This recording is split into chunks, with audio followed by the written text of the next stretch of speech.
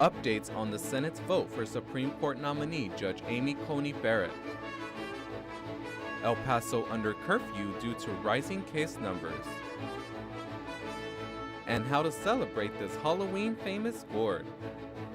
Broadcasting live from the University of North Texas, this is ntTV News at Noon.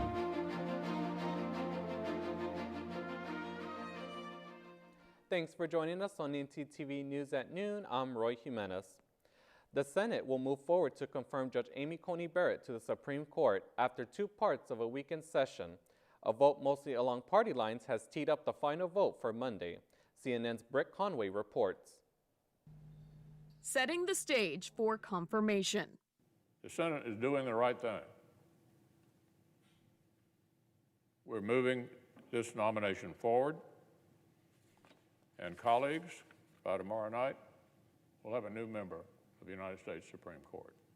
In a rare weekend session to debate the nomination of President Trump's Supreme Court pick, Amy Coney Barrett, the Senate voted largely along party lines on Sunday to end debate and move forward.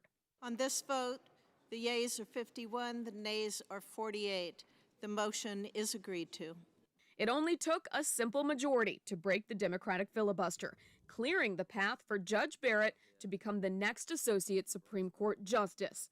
For weeks, Democrats have called on Senate Republicans to postpone the confirmation until after the election. Nearly every Republican in this chamber, led by the Majority Leader, 4 years ago refused to even consider the Supreme Court nomination of a Democratic president.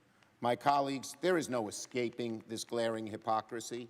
Majority Leader Mitch McConnell says Barrett is a highly qualified candidate, and Democrats are only focused on politics. Yeah, they want to make apocalyptic predictions about policy. The Senate will reconvene Monday to hold the final vote to confirm, just 8 days before the election. I'm Britt Conway reporting. Early voting continues to be on the rise in Texas. As of October 24th, over 7 million Texans had voted in person and by mail. That's about 42% of registered voters in Texas. Here in Denton, the voter turnout is still at an all-time high. Let's turn now to Jasmine Clark with more. Jasmine? That's right, Roy. Denton County is leading the way in Texas with record numbers of early voters. Well over 225,000 voters have already cast their ballot in this election. As of Friday, nearly 52% of registered voters in this county had already voted. In addition to the early voters at the polls, Denton County is looking at a record number of mail-in ballots. So far, more than 22,000 mail-in ballots have been received, nearly double the rate back in 2016. The increase in this form of voting is certainly due in large part to the coronavirus. The same issue has caused a record mail-in ballot count on the national level. The U.S. Postal Service has sent out 100 million ballots since early September. With people showing up to vote and mail-in ballots still coming in, we'll have a long 8 days until November 3rd. Back to you at the desk, Roy. Well, the cold weather is finally here, but I sure could do without the rain. Let's turn to Jessica Jalal with our first look at weather. Jessica? Thanks, Roy. I know I could do without the rain too, but we are going to be seeing it today. Our current temperature is at 45 degrees and it does feel like 32 degrees. So do pack a jacket with you if you're planning on heading out. Wind speeds can be at 26 miles per hour. Let's move on to tonight's conditions. So skies will be stormy. There's going to be a chance of thunderstorms and our temperature is going to be at a low of 38 degrees. It is going to feel like 25, which we haven't seen temperatures like that in a while. So it will be cold. Wind speeds can be at 15 miles per hour heading north. Let's move on to tomorrow's forecast to see if it's going to get any better. It's actually not. It's going to be rainy tomorrow as well with a high of 45 and it is going to feel like 36 degrees. Wind speeds can be at 20 to 26 miles per hour. But that's it for our current conditions. Tune in later for our full weather report to see if it gets any better. Back to you at the desk. Thanks, Jessica. When we come back, we'll talk about updates in the pandemic. Stay with us. 1 in 3 adults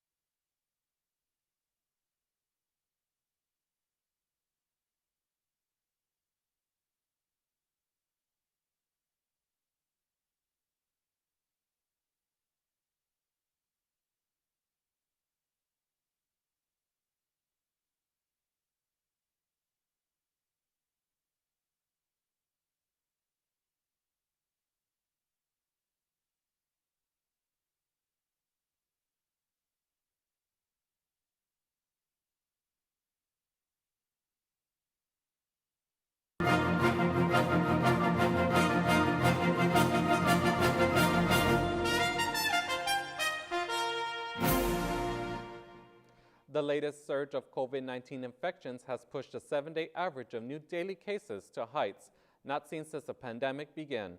On Sunday, the 7-day average of new cases hit over 68,000, topping the previous peak of 67,293 reported in late July. Friday and Saturday were the two highest single days of new cases, with more than 83,000 new cases each day.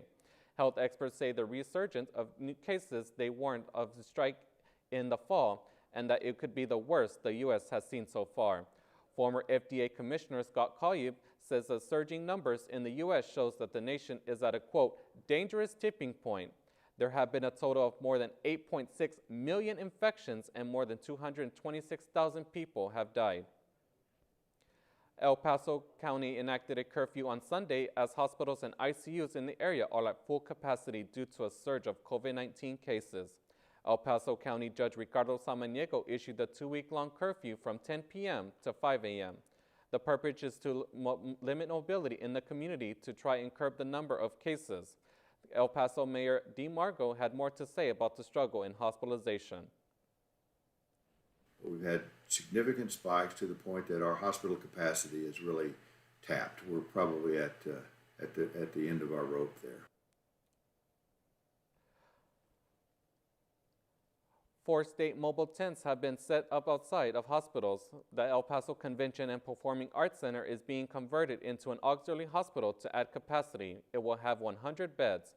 Governor Abbott has requested the use of William Beaumont Army Medical Center for non-coronavirus patients in El Paso to help free up space. As Halloween comes closer, let's hope the cold is here to stay. Let's check in with Jessica Jalal to see what to expect this week. Jessica?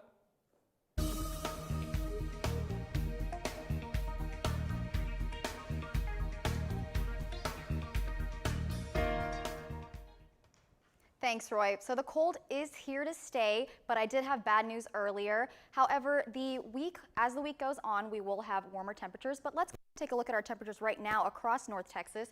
Right here in Denton, we have 45 degrees. Over in McKinney, we have 48 degrees. Over in Decatur, we have 40 degrees. And if you're heading to Dallas, 50 degrees. Let's move on to our temperatures across Texas and see if it's the same. So over in Houston, we have 77 degrees and Austin at 73 degrees. These are the warmest temperatures across the state. Up in Amarillo, we have 19 degrees, which is the coldest temperature that we can see across the state. In El Paso, we have 51 degrees and Abilene is 35 degrees. Let's move on to our full weather forecast.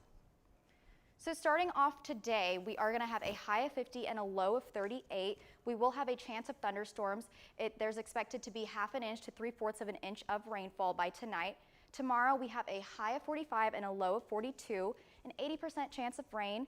And by Thursday, we're going to have partly cloudy skies, so it will clear up. And by Friday, it will be sunny and clear. So if you are planning to socially distant Halloween trick or treat, then you're in for a treat with the weather. It will be clear skies. That's it for our full weather forecast. Back to you at the desk. Thanks, Jessica. This year's homecoming bonfire and other notable homecoming traditions have been officially canceled due to the pandemic. ntTV's Michaela Goose has more.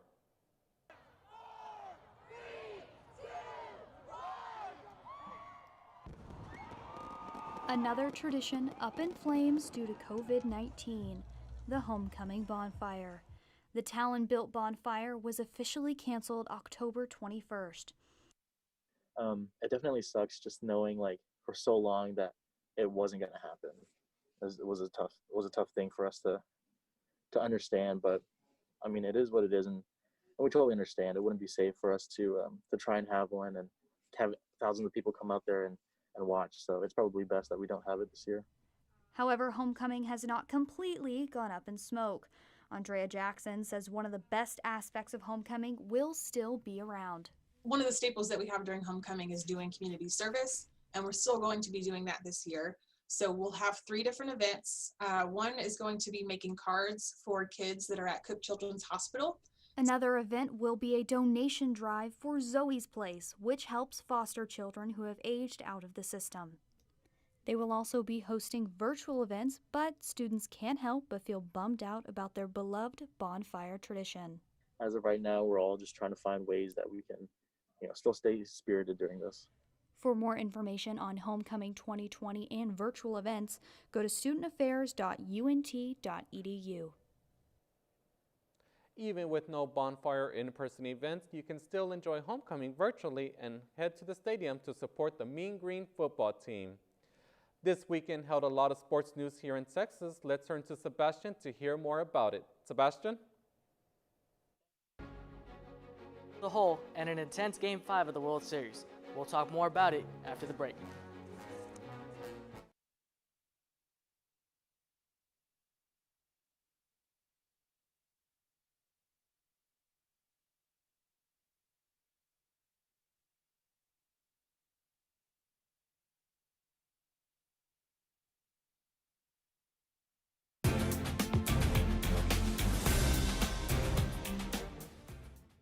To the nation's capital yesterday and left with more issues after a gut-wrenching loss to the Washington football team. Cowboys went out to make a statement on the field amid rumors of turmoil in the locker room, but that statement was short-lived after giving up a safety and a 12-yard touchdown run to Antonio Gibson for the first touchdown of the game. Later on in the second quarter, Washington quarterback Kyle Allen finds an open Terry McLaurin for a 52-yard touchdown pass. With 3 minutes left to go in the half, Kyle Allen found the rookie tight end Logan Thomas for a 15-yard touchdown pass to put Washington up 22-3 at the half. Cowboys have been struggling with keeping players healthy this season, as evidenced by the offensive line giving up 6 sacks to the Washington defense. Another big loss for the Cowboys in the third quarter as Zanny Dalton went down after a late hit from Washington linebacker John Bostic, who was ejected from the game. Rookie quarterback Ben DiNucci finished the game as the Cowboys lose to Washington 25-3 and fall to third in the NFC East with a 2-5 record. Cowboys head coach Mike McCarthy hopes that Dalton can clear concussion protocol in time for the Cowboys' next game, which will be played on Sunday night at 7:20 p.m. in Philadelphia versus the division-leading Eagles. Game 5 of the MLB Fall Classic took place at Globe Life Field last night after a wild ending to Game 4 on Saturday. Dodgers got off to a hot start in the first inning with RBI singles in the top of the first off of Rays pitcher Tyler Glasnow. Then in the second inning, Jock Peterson takes Glasnow deep to left center field to extend the Dodgers' lead to 3. Then back-to-back RBIs in the bottom of the third for the Rays coming from Yandy Diaz and Randy Arozarena off of North Texas native Clayton Kershaw cut the lead to just 1 run. The Rays got gutsy in the fourth inning trying to steal a run, but the umpire makes a tough call and rules Manuel Margot out at the plate. The play will go unreviewed. Lead would be doubled in the top of the fifth by fellow North Texas native Max Muncy to put Dodgers up 4-2. After 4 more innings of a pitching chess match, Blake Trinan closes the door on the game, and the Dodgers take a 3-2 series lead in Arlington. Game 6 will be on tomorrow night at 7:08 p.m. on Fox from Arlington. The Rays will try to force a Game 7 on Wednesday, and the Dodgers will try to clinch their first World Series title since 1988. That's all the latest from sports. Back to you at the desk, Roy. Thanks, Sebastian. Homebound and bored because of the coronavirus pandemic, lots of families are turning to an oldie but a goodie entertainment. They're playing Monopoly. Sales of the classic board game are soaring, and toy company Hasbro is reaping the benefits. The company reported a 21% jump in gaming sales as a result of homebound people looking for ways to occupy their time. According to Hasbro's earnings release, branded Star Wars and Mandalorian toys also delivered strong revenue growth. However, Hasbro's overall revenue dropped 4% because of TV and film production delays. Still, CEO Brian Goldner says the company is expecting a good holiday season. Thanks for watching ntTV News at Noon. Join us tonight at 6 here on North Texas Television.